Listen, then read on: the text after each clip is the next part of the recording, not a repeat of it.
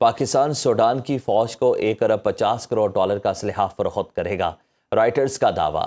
خبر ایجنسی کے مطابق اس معاہدے کی مالی اعانت مبینہ طور پر کسی تیسرے ملک نے کی ہے۔ معاہدے میں جنگی طیارے، انجن، بختر بند گاڑیاں اور بغیر پائلٹ کے فضائی گاڑیاں شامل ہیں۔ پاکستان سوڈان کی فوج کو 1 ارب 50 کروڑ ڈالر کا اسلحہ فروخت کرے گا، رائٹرز کا دعویٰ۔ خبر ایجنسی کے مطابق اس معاہدے کی مالی اعانت مبینہ طور پر کسی تیسرے ملک نے کی ہے۔ معاہدے میں جنگی طیارے، انجن، بختر بند گاڑیاں اور بغیر پائلٹ کے فضائی گاڑیاں شامل ہیں۔ امریکی صدر ٹرمپ کی وائٹ ہاؤس میں امریکی تیل کمپنیز کے عہدیداروں سے ملاقات۔ روس اور چین کو وینزویلا کا تیل خریدنے کی آفر کر دی۔ کہا امریکہ نہیں چاہتا کہ چین اور روس گرین لینڈ پر قبضہ کریں۔ ایران میں مظاہرین کے خلاف طاقت کے استعمال پر ایران کو کارروائی کی دھمکی دے ڈالی۔ ڈونلڈ ٹرمپ کا ایک بار پھر پاک بھارت جنگ میں 8 طیاروں کی تباہی کا ذکر اور وزیر اعظم شہباز شریف کو بھی یاد کرنا نہ بھولے۔ امریکی صدر ڈونلڈ ٹرمپ نے کہا ہے کہ دنیا بھر کے ممالک پر امریکی فوجی حملے کا حکم دینے کا مکمل اختیار رکھتا ہوں۔ اپنے ایک بیان میں امریکی صدر ڈونلڈ ٹرمپ نے کہا کہ بحیثیت کمانڈر ان چیف اپنے اختیارات کی حد کا فیصلہ کرنے والا میں خود ہی ہوں۔ جو واحد چیز مجھے روک سکتی ہے وہ میری اپنی اخلاقیات اور میرا اپنا دماغ ہے۔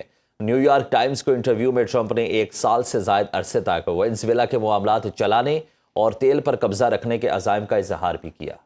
امریکی جریدے نے ایران میں پرتشدد مظاہروں کے دوران 217 ہلاکتوں کا دعویٰ کر دیا ہے۔ ٹائم میگزین کے مطابق مظاہرین نے 26 بینک، 25 مساجد، 2 اسپتال، 48 فائر بریگیڈ کی گاڑیوں کو نقصان پہنچایا۔ سرکاری عمارتوں اور پولیس اسٹیشنز پر بھی حملے کیے گئے جس میں کئی اہلکار زخمی ہوئے۔ 2500 افراد کو گرفتار کر لیا گیا۔ ایران میں انٹرنیٹ سروس بھی بند ہے۔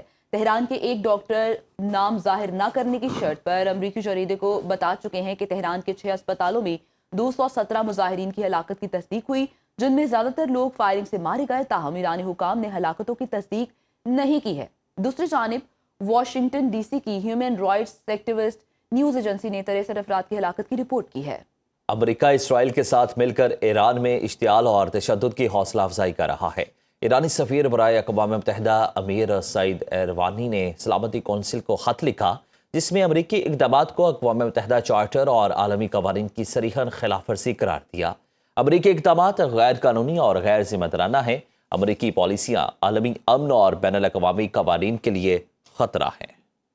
ایران میں کشیدہ صورتحال کے بعد پاکستانی سفارت خان نے سہولت کے لیے کرائسس مینجمنٹ یونٹ قائم کر دیا ہے۔ تہران میں پاکستانی سفیر مدثر ٹیپو نے کہا ہے کہ پاکستانی شہریوں کی معاونت کے لیے 24 گھنٹے رابطہ کیا جا سکتا ہے۔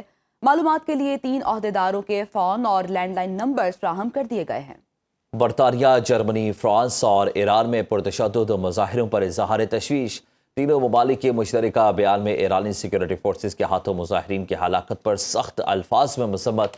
فرانسیسی صدر ایمانوئل میکرون، برطانوی وزیر اعظم کیر سٹارمر اور جرمن چانسلر فریڈرک مرز نے مشترکہ بیان میں کہا کہ ایرانی حکام پر یہ ذمہ داری عائد ہوتی ہے کہ وہ عوام کے جان و مال کا تحفظ کریں۔ شہریوں کو اظہار رائے اور پرامن اجتماع کی آزادی کے بغیر کسی خوف یا انتقامی کارروائی کی فراہم کی جائے۔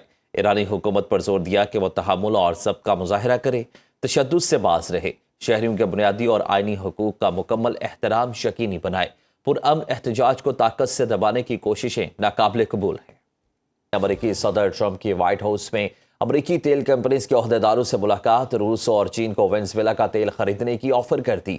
کہا امریکہ نہیں چاہتا کہ چین اور روس گرین لینڈ پر قبضہ کریں۔ ایران میں مظاہرین کے خلاف طاقت کے استعمال پر ایران کو کارروائی کی دھمکی دے ڈالی۔ ڈونلڈ ٹرمپ کا ایک بار پھر پاک بھارت جنگ میں 8 طیاروں کی تباہی کا ذکر اور وزیر اعظم شہباز شریف کو بھی یاد کرنا نہ بھولے۔